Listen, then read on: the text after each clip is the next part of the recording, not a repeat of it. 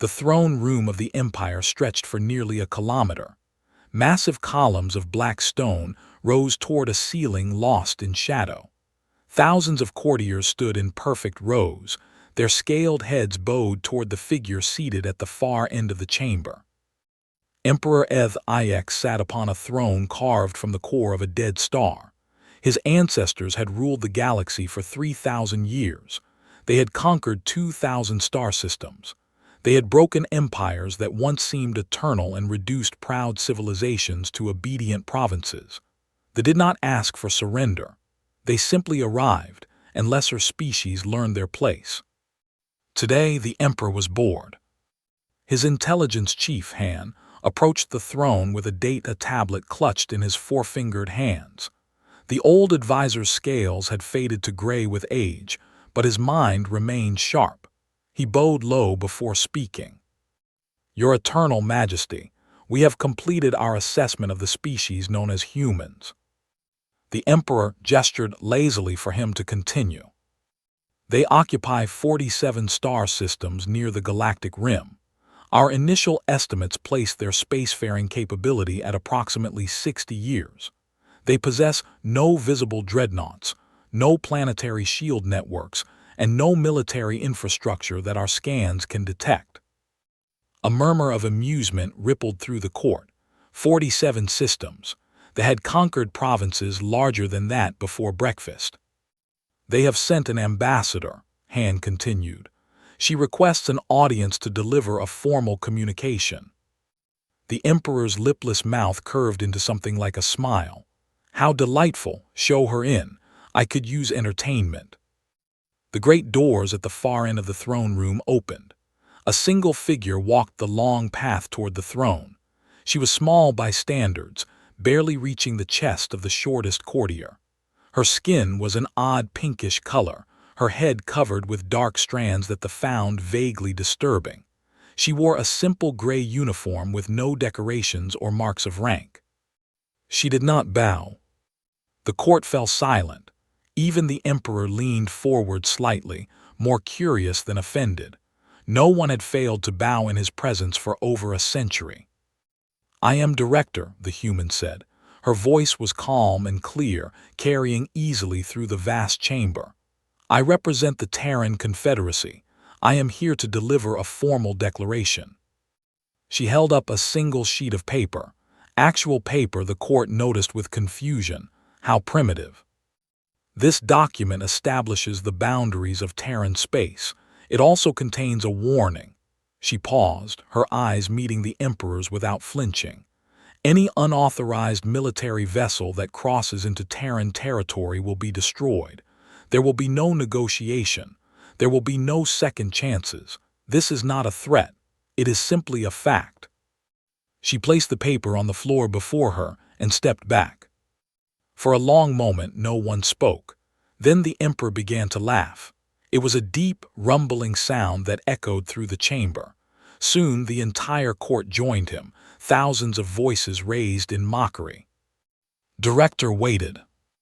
When the laughter finally died, the emperor wiped moisture from his eyes. "You are brave, little creature. I admire that. But surely you understand your position. We have conquered species that commanded hundreds of systems, species with fleets that darken the stars. What makes you think your 47 worlds can stand against us?" "I'm not here to convince you," replied. "I'm here to inform you. What you do with that information is your choice, but I want to be clear about something." She took a step forward, and something in her posture made several nearby guards reach for their weapons. "We know you will not believe us. We know you will send your ships. We have prepared for this moment for a very long time. When your fleet crosses our border, you will lose it, all of it, and you will have no one to blame but yourself." The emperor's amusement faded slightly. There was something in this small creature's certainty that disturbed him in ways he could not name. "You may go," he said, his voice colder now. "Return to your little corner of the galaxy. Tell your leaders that the Empire acknowledges their declaration. Tell them also that we will respond in our own time and in our own way." Director nodded once. "Then we have nothing more to discuss." She turned and walked back toward the doors, her footsteps echoing in the sudden silence. After she was gone, the Emperor turned to Han. "What do we actually know about these humans?" The intelligence chief shifted uncomfortably. "Less than I would like, Your Majesty. Their space is strangely difficult to scan. Our long-range sensors return only static and shadows. We have sent 3 scout ships to gather closer intelligence over the past year. And they have not returned. We received no distress signals. No debris has been found." The Emperor considered this. Coincidence, equipment failure, the rim is full of hazards. "Perhaps," Han said carefully, "but I would recommend caution. There is something unusual about this species. Their confidence seems disproportionate to their apparent capabilities." "Confidence born of ignorance," another advisor interjected. "They simply do not understand what they face. Once they see our fleet in their skis, they will learn humility quickly enough." The Emperor nodded slowly. "Prepare the 14th Conquest Fleet. 80 ships should be more than sufficient. Admiral Rand will command." Han opened his mouth to object, then closed it. He had served 4 emperors. He knew when argument was pointless. "As you command, Your Majesty." That evening, as the court dispersed and the Emperor retired to his private chambers, Han remained in the shadows of the Great Hall. He stared at the single sheet of paper still lying on the floor where the human had placed it. Something about the woman's eyes haunted him. He had seen fear in the eyes of 1,000 species facing conquest. He had seen defiance, desperation, false bravado. He had never seen what he saw in Director's eyes. Pity. 3 weeks later, the 14th Conquest Fleet assembled at the edge of space. 80 warships, each one capable of reducing a planet to ash. 40,000 soldiers ready to claim new territory for the Empire. Admiral Rand stood on the bridge of his flagship, the Eternal Dominion, and watched the stars ahead. "Open a channel to all ships," he commanded. His voice carried across the fleet. "Warriors of the Empire, today we bring civilization to another primitive species. They have been warned of our coming and have chosen defiance. Show them the cost of that choice. For the Emperor." 80 ships roared their response. Then, as one, they crossed the border into Terran space. Far away, in a small office on a human world called Earth, Director sat before a communication screen. A single word appeared in glowing text: "Confirmed." She leaned back in her chair and closed her eyes. She had done everything she could. She had given them every chance. Now there was nothing left to do but wait. In the darkness of space, the 14th Conquest Fleet sailed confidently toward its grave. Admiral Rand had conquered 11 worlds. He had broken the backs of 3 rebellions and crushed a pirate fleet that had terrorized the outer provinces for decades. Fear was something he inflicted on others, not something he felt himself. But standing on the bridge of the Eternal Dominion, staring at empty sensor screens, he felt the first cold touch of uncertainty. They had been in human space for 6 days. 6 days of nothing. No patrol ships had risen to challenge them. No planetary defenses had powered up. No communications traffic cluttered the frequencies. The stars ahead were silent and dark. "Report," he demanded for the 20th time that hour. His sensor officer's voice trembled slightly. "Nothing, Admiral. Long-range scans show empty space. The nearest human colony should be 2 days ahead, but we're detecting no energy signatures, no ship traffic, no orbital infrastructure." "They're hiding," Rand growled, "cowering on their core worlds. They heard we were coming and abandoned their outer systems." He wanted to believe that. He needed to believe that. But something felt wrong. The humans had been so confident in their warning. Director had stood before the Emperor himself without flinching. Did such confidence simply evaporate at the first sign of danger? "Admiral," his communications officer looked up from her console, her scales pale. "I'm getting reports from the rearguard. Captain says he's experiencing navigation errors. His ships keep drifting off course." Tell him to recalibrate his systems and maintain formation." "I've tried, Admiral. He's not responding anymore." Rand turned sharply. "What do you mean, not responding?" "His signal just stopped. All 12 ships in the rearguard. I'm not receiving anything from them." The Admiral strode to the sensor station and pushed the officer aside. He stared at the display, his 4 fingers flying across the controls. The 12 ships that had been following behind the main fleet were gone. Not destroyed. The sensors would have detected weapons fire, explosions, debris. They had simply vanished as if they had never existed. "Get me visual confirmation," he ordered. "Turn the rear cameras toward their last position." The main flickered and changed. Stars filled the display, cold and indifferent. Where 12 warships should have been, there was only empty space.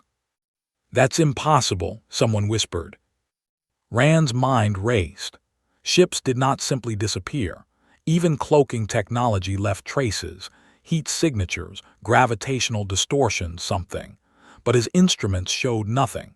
It was as if the universe had simply erased 12 vessels and 40,000 soldiers from existence. "All ships, defensive formation," he commanded, his voice steady despite the cold fear spreading through his chest. "Increase sensor sensitivity to maximum.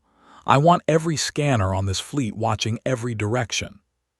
The fleet responded, ships drawing together into a tight cluster. Weapons powered up. Shields strengthened. 80 ships became 68, but 68 warships was still enough to conquer a small empire.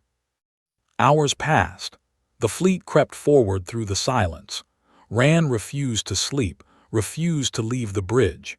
His officers watched their screens with desperate intensity, searching for any sign of the enemy that had taken their comrades. "Contact," the sensor officer's shout made everyone jump. "I have something on long range. It's small, moving fast, bearing directly toward us." "Identify." I can't. The signature keeps shifting. One moment it reads as a small shuttle, the next as empty space. Wait, it's transmitting something." A voice filled the bridge. It was human, female, calm in a way that made Rand's scales itch. "Fleet, you have entered Terran space without authorization. You were warned of the consequences. However, the Terran Confederacy offers mercy once. You have 17 hours to withdraw to the border. Any ship remaining in our territory after that time will be destroyed. This is your only warning." The transmission ended.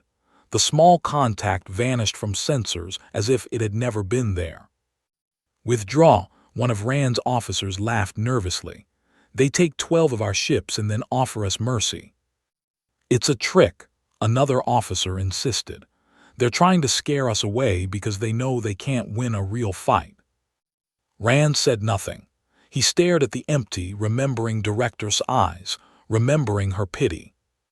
"Admiral," his first officer stepped closer. "Your orders." For a long moment, Rand considered accepting the offer. Something was very wrong here. The humans were not behaving like any species he had ever encountered. They did not bluster or threaten. They did not negotiate or plead. They simply stated facts and waited. But he thought of the Emperor. He thought of the disgrace of returning home with his tail between his legs, defeated without even seeing the enemy. He thought of his career, his honor, his legacy. "Set course for the nearest human colony," he said. "Maximum speed. If they want a fight, we'll give them one they'll never forget." The fleet surged forward. Over the next 12 hours, the attacks began in earnest. Ships on the outer edges of the formation began disappearing. There was never any warning, no weapons fire, no energy signatures, no distress calls. One moment a ship would be there, the next it would be gone. Panic spread through the fleet. Crews began reporting shadows moving in their peripheral vision. Engineers found strange marks on hull plating that hadn't been there before. Several soldiers had to be sedated after swearing they saw something pass through the walls of their ships. When the 17 hours ended, only 43 ships remained. Rand finally gave the order to retreat. But when his navigators tried to calculate a jump back to space, they found their systems corrupted. Every calculation led them deeper into human territory. They were not trapped in a battlefield. They were trapped in a maze.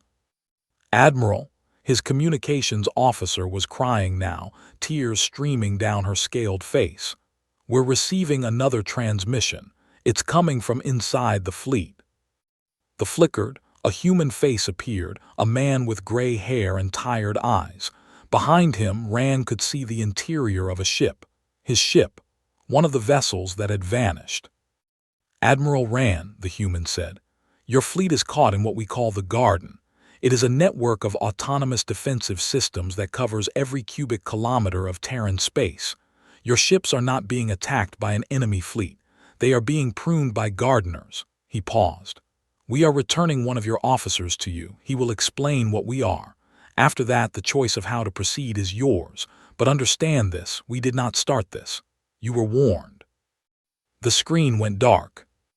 An hour later, an escape pod drifted toward the Eternal Dominion. Inside was Captain, the commander of the rearguard. He was alive and unharmed, but his eyes held a look that Rand had never seen in any warrior. The look of someone who had seen something that broke their understanding of the universe. What happened? Rand demanded. What did you see? His voice was barely a whisper. Shadows, he said. Shadows that move through walls, weapons that kill without light, ships smaller than your hand that can tear through armor like water through sand. He grabbed Rand's arm with desperate strength. They let me go because they want you to understand. They don't fight like we do. They don't fight at all. They just remove things like cutting weeds from a garden. He started to laugh, a broken sound that had no humor in it. We are the weeds, Admiral, and we are already dead.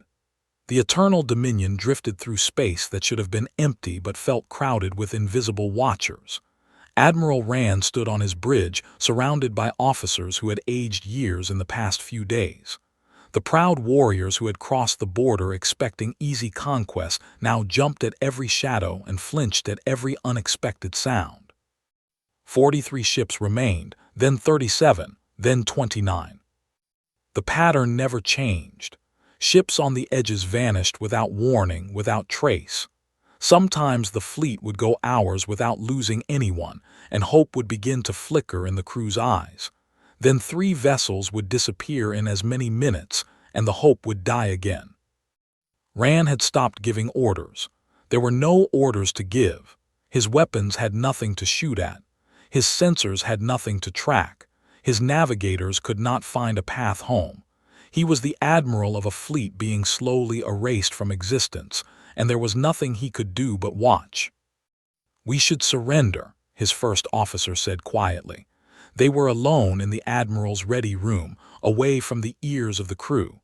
Whatever honor demands, we cannot fight an enemy we cannot see. At least surrender might save some of our people. Rand had considered this 100 times. You heard what the humans said. Surrender was available at the border. We are now 17 light years past the border.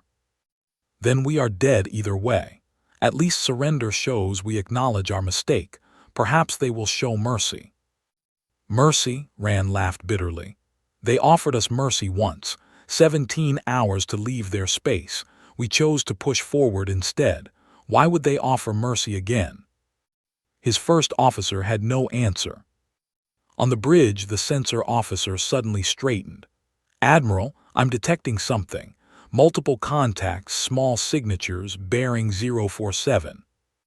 Rand rushed to the bridge. For the first time since crossing the border, they could actually see something on their screens. Dozens of tiny dots moved in perfect formation, approaching the fleet from multiple directions. Weapons range in 6 minutes, the tactical officer reported. His voice held a strange mixture of terror and relief. At least they could finally fight back. All ships prepare to engage, Rand ordered. Target the lead contacts and fire on my command. The fleet arranged itself for battle. Gun ports opened. Targeting systems locked on. For a moment, it felt almost normal, a proper military engagement instead of the nightmare they had been living. Then the contacts reached weapons range. Fire! Every ship in the fleet unleashed its arsenal.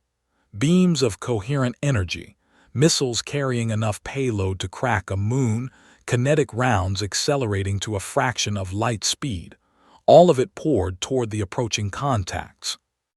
Every shot missed. The contacts didn't dodge. They didn't need to. They simply existed in the spaces between the weapons' fire, moving through the deadly barrage like water flowing around stones. The fleet's most advanced targeting systems, capable of tracking objects moving at relativistic speeds, could not land a single hit. "That's impossible," the tactical officer whispered. "Our computers should be predicting their movements. Nothing can evade like that." But the contacts were not evading. Rand realized this with a chill that reached his bones. They were simply ignoring the fleet's weapons as if they were not even worth avoiding. The weapons' fire passed harmlessly around them because they knew exactly where each shot would be before it was fired. The contacts reached the fleet. Up close, they were barely visible, dark shapes no larger than a shuttle, their surfaces drinking in light rather than reflecting it. They moved with impossible precision, slipping between ships, passing within meters of hulls. Then they began their work. The ship nearest to the Eternal Dominion, the cruiser Vengeful Pride, suddenly lost power. Every light went dark. Every system went silent. The ship drifted, dead in space, while its crew of 400 sat helpless in the darkness. Then pieces of the ship began to separate. Not explosively, not violently, but with surgical precision. Hull plates detached themselves and floated away. Weapons systems disconnected from their mountings. The ship was being disassembled from the outside, taken apart like a child's toy. "Get us out of here," Rand heard himself say. "All ships, emergency jump any direction now." But the navigation systems were still corrupted. The jump drive spun uselessly, unable to find a safe path. The fleet could only watch as the Vengeful Pride was reduced to its component parts in a matter of minutes. The escape pods launched, carrying the crew to safety. The humans were not killing the soldiers, only destroying the ships. One by one, the remaining vessels suffered the same fate. The dark shapes moved through the fleet with patient efficiency, dismantling each ship with impossible speed. Crews evacuated in escape pods, drifting in space, watching their homes die around them. When the contacts finally departed, only the Eternal Dominion remained intact. 22 escape pods clustered around it, carrying the survivors of what had been the mightiest fleet in the quadrant. Where 80 warships had crossed the border, only fragments and refugees remained. Rand stared at the debris field that had been his fleet.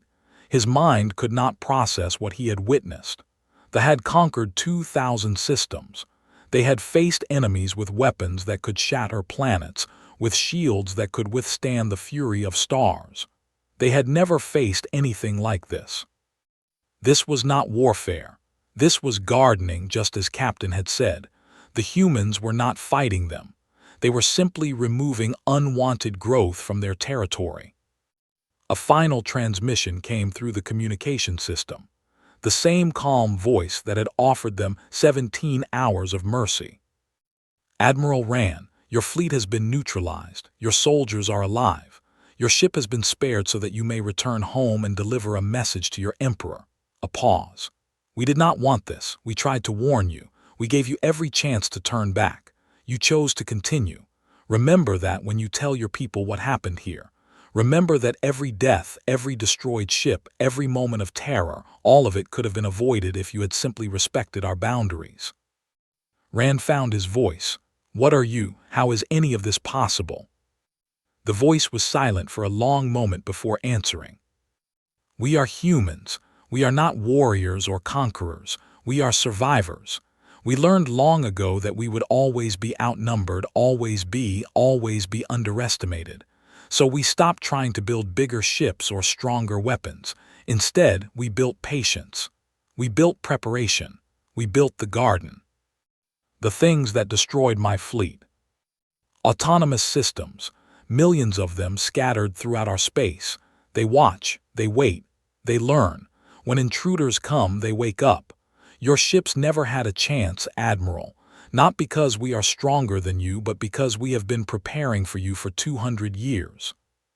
The transmission ended. Rand collapsed into his command chair. Around him, his surviving officers wept openly. The escape pods drifted in the debris field, their occupants staring at the wreckage of their pride. 97 survivors from a force of 40,000. One ship from a fleet of 80. And somewhere in the darkness, the garden watched and waited, ready to prune the next intruder who ignored the warning. Rand gave the order to go home. This time, the navigation systems worked perfectly. The humans were showing them the way out. They wanted the Emperor to know what happened here. They wanted the galaxy to know. The Eternal Dominion limped toward space, carrying a message written in the blood of 40,000 soldiers. Trespassing into Terran territory ensures death. The Empire had been warned. Emperor Eth had not slept in 3 days. He sat in his private chambers, watching recorded transmissions from the 14th Fleet play on repeat. He had watched Admiral Rand's face transform from confidence to confusion to terror. He had watched ships vanish from sensor screens. He had watched the final dismantling of his invincible armada by enemies that could barely be seen. 40,000 dead or captured, 80 ships reduced to floating debris. The greatest military defeat in history, and it had taken the humans less than 2 weeks. His advisors had urged him to send rescue fleets. 2 of his most aggressive generals had demanded the right to avenge the fallen with even larger forces. Eth had refused them all. He was not a fool. He had watched the recordings carefully, studied every moment of the disaster. The humans had not struggled to defeat the 14th Fleet. They had done it casually, almost lazily, the way a farmer might clear weeds from a field. Sending more ships would only add more bodies to the count. Your Majesty, Han entered the chamber, his aged scales almost white with exhaustion. Director has arrived. She requests an audience. Eth closed his eyes. He had expected this. Demanded it, in fact. The human ambassador had been summoned the moment the Eternal Dominion limped back into space. Part of him wanted to have her executed on the spot, to take some small revenge for the humiliation his empire had suffered. But that would be the action of a child, not an emperor, and the humans had already proven what happened to those who acted against them without thinking. Send her in. Director looked exactly as she had weeks ago, calm, composed, unremarkable in her simple gray uniform. She walked the length of his private audience chamber without hurrying, her footsteps echoing on ancient stone. When she reached the appropriate distance from his seat, she stopped. She did not bow again. You knew, Eth said. His voice was flat, empty of the rage he had expected to feel. When you stood in my throne room and delivered your warning, you knew exactly what would happen. Yes. You could have told us, shown us proof of your capabilities, demonstrated what your garden could do. We could have. His expression did not change. We chose not to. Why? The human woman was silent for a moment. When she spoke, her voice held something that might have been sadness. Because you would not have believed us. Your empire has conquered 2,000 systems. You have broken species that seemed unbreakable. You have never met an enemy you could not defeat with enough ships and enough soldiers. If I had shown you recordings of the garden, you would have called them fabrications. If I had described our capabilities, you would have dismissed them as exaggeration. The only way you could truly understand what we are was to experience it directly. She took a step closer. We did not want to destroy your fleet, Emperor. We wanted to be left alone, but your kind does not leave others alone. Your kind only understands one language, the language of consequences, so we spoke to you in that language. Eth felt something crack inside him, not his pride, that had shattered days ago, something deeper, A fundamental belief he had held his entire life. That strength meant having the biggest fleet, the most soldiers, the greatest capacity for destruction. The humans had none of those things, and they had effortlessly erased the finest military force his empire could produce. "What do you want?" he asked quietly. "Peace." He stared at her. "Peace. We have never wanted war with your empire. We have never wanted war with anyone. Our entire defensive system exists specifically because we do not want a fight. The garden allows us to remain peaceful by making invasion impossible." Reached into her uniform and a data chip. "This contains a proposal for a formal peace treaty between the Terran Confederacy and the Empire, trade agreements, cultural exchange programs, scientific cooperation. Everything two civilizations need to coexist productively.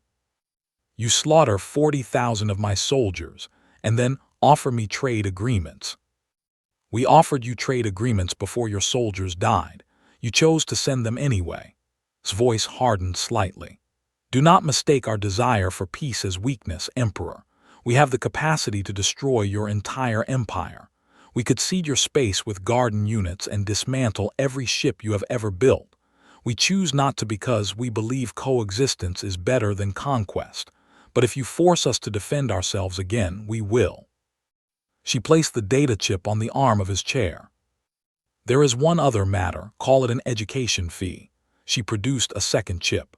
"This contains updated maps. The systems your fleet traveled through during their incursion, 17 light-years of space, now belong to the Terran Confederacy. Our garden has already been extended to cover this territory. It is non-negotiable." Eth wanted to rage, wanted to scream that this was blackmail, theft, the actions of a criminal species that deserved extinction. But he thought of the recordings. He thought of ships vanishing without trace. He thought of Admiral Rand's broken voice describing shadows that moved through walls. "Why?" he asked instead. "Why build such a thing? You clearly have the technology to create a conventional fleet. You could have built warships that would challenge anyone in the galaxy.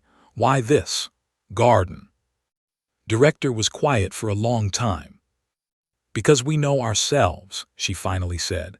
"Humans have a long history, Emperor, much longer than you realize. We have spent most of that history fighting each other. We have committed atrocities that would horrify even the most brutal commander. We have built weapons capable of destroying our own world, and we almost used them several times." She met his eyes directly. "When we finally reached the stars, we had to make a choice. We could build a fleet and become conquerors like everyone else. We could spread through the galaxy, taking what we wanted, crushing anyone who stood in our way. We have the intelligence for it. We have the ruthlessness. We have the creativity to develop weapons that would make your engineers weep." Her voice dropped lower. "But we have also seen what we become when we choose that path. We have seen the monsters we can be. So we chose differently. We built the garden not just to protect ourselves from others, but to protect others from us. If we had a fleet, we would use it. We would conquer and dominate and destroy because that is what we have always done when given the chance." She gestured at the data chip on his chair. "The garden forces us to be peaceful. It only works in defense. It cannot be used to attack others. We deliberately removed our own capacity for aggression because we did not trust ourselves with it." Eth found himself understanding something he had never considered before. The humans had not built the garden because they were weak. They had built it because they were too strong. They had looked at their own nature, their own history, their own capacity for violence, and they had chosen to cage themselves rather than unleash that nature on the galaxy. It was perhaps the most terrifying thing he had learned about them. "I will consider your proposal," he said finally. "You may go." Nodded. "I hope you will choose wisely, Emperor. The galaxy does not need another war. It needs civilizations willing to grow together rather than tear each other apart." She turned to leave, then paused at the door. "One more thing. The 97 survivors we returned, they were treated well. Given medical care, food, comfortable quarters. We did not harm them. We do not harm anyone who is not actively trying to harm us." Remember that." She left him alone with his thoughts. Eth stared at the data chips for a long time. Then he began to read the peace proposal. It was, he had to admit, remarkably generous. The humans were not asking for tribute or submission.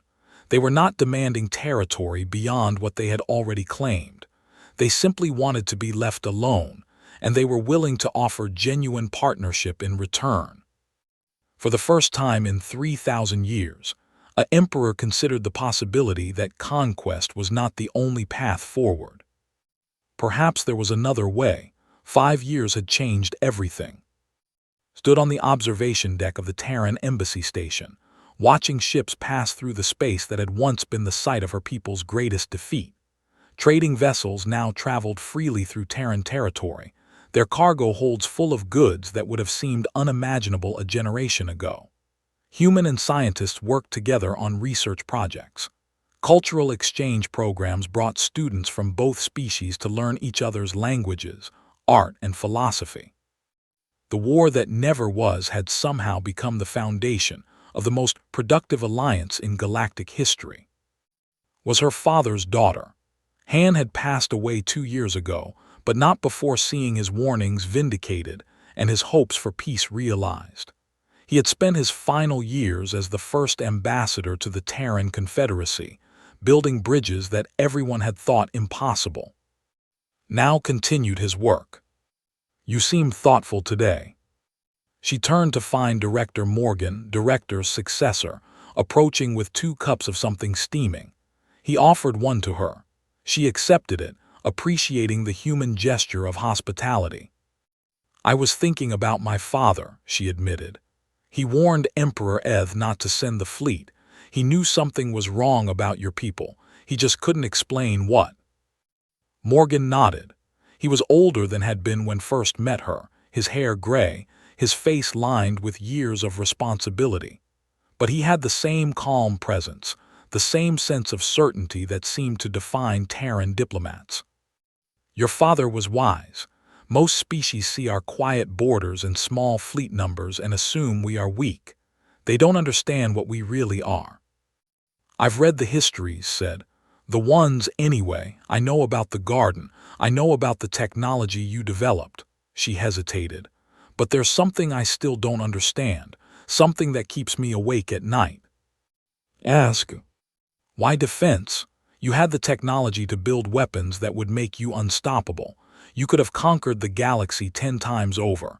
Instead, you deliberately limited yourselves to systems that can only protect, never attack. You chose to be the gardeners instead of the warriors." She turned to face him directly. "Why?" Morgan was silent for a long moment. When he finally spoke, his voice was heavy with something she couldn't quite identify. "Because we've read our own history." He gestured toward the stars visible through the observation windows. "Humans have been to space for over 300 years now, but we've been on our for hundreds of thousands of years before that. And in all that time, we have never stopped finding new ways to hurt each other. We have fought wars over territory, resources, religion, ideology, sometimes just because we were bored. We have invented weapons of such terrible power that we came within minutes of destroying ourselves several times." He took a sip of his drink. "When we finally reached the stars, our leaders faced a choice. We could continue being what we had always been, aggressive, expansionist, convinced of our own superiority. We could have built the greatest military in galactic history and used it to dominate everything we touched. But you didn't." "No, because some of us looked at our history and realized something terrifying." Morgan's eyes met hers. "We realized that humanity's greatest enemy has never been outside threats. It has always been ourselves. Every civilization we might have destroyed, we would eventually have become. Every atrocity we might have committed against others, we have already committed against each other." He set down his cup. "The garden isn't just a weapon against invaders, it's a cage we built around ourselves. We designed a system that makes it impossible for us to attack others. We removed our own capacity for aggression because we knew that if we kept that capacity we would use it. We would become conquerors. We would become monsters. Felt the weight of his words. She had spent years studying humans, learning their culture, understanding their philosophy. But this was the first time someone had explained the true purpose behind their strange defensive posture. They had not chosen peace because they were gentle. They had chosen peace because they knew exactly how dangerous they could be. The garden lets us be who we want to be, Morgan continued. Kind, curious, open to friendship and cooperation. Without it, we would eventually have become something else, something darker. He smiled sadly. We trust ourselves to be good neighbors. We don't trust ourselves to be good conquerors, so we made sure we could never be conquerors at all. Thought about her own people. They had conquered 2,000 systems. They had built an empire on the broken backs of defeated species. They had always believed that strength meant domination, that power meant control. The humans had shown them another way, not through preaching or persuasion, but through the simple, terrible demonstration of their own power and their deliberate choice not to use it. My father used to say that the strongest warrior is the one who can choose not to fight, she said. I always thought it was a nice idea but not practical. Now I understand what he meant. Your father was a wise man, Morgan agreed. The galaxy needs more like him, people who can look at enemies and see potential friends. People who understand that real strength isn't about what you can destroy, it's about what you can build. They stood in comfortable silence, watching ships pass between stars that had once been battlefields. There's a new species on the rim, said eventually. Though they've just achieved faster-than-light travel, our scouts say they're aggressive, expansionist. They remind me of what my people used to be. Morgan nodded. We've noticed them too. What will you do? The same thing we always do. He pulled out a data pad and showed her a document. It was written in the language, translated into a dozen others. A formal declaration of territorial boundaries. A warning that any unauthorized military vessel crossing into Terran space would be destroyed without exception. The same warning that had been ignored 5 years ago. The same warning that had led to the destruction of the 14th Fleet. We'll give them a chance to choose peace, Morgan said. We always give them a chance. And if they don't take it? Morgan's expression did not change, but something cold flickered behind his eyes.